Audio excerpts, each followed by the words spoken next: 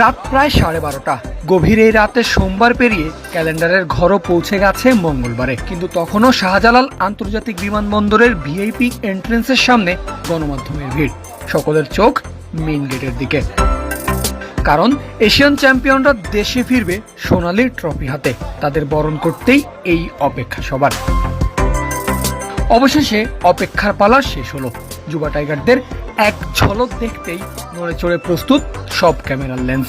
খানিক বাদেই মুখ ভর্তি উজ্জ্বল হাসি নিয়ে কাঙ্ক্ষিত শিরোপা হাতে বের হলেন ক্যাপ্টেন আজিজুল হাকিম তামিম।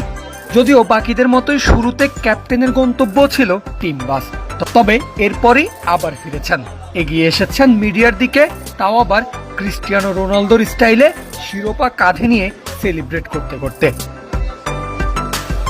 তামিমের প্রিয়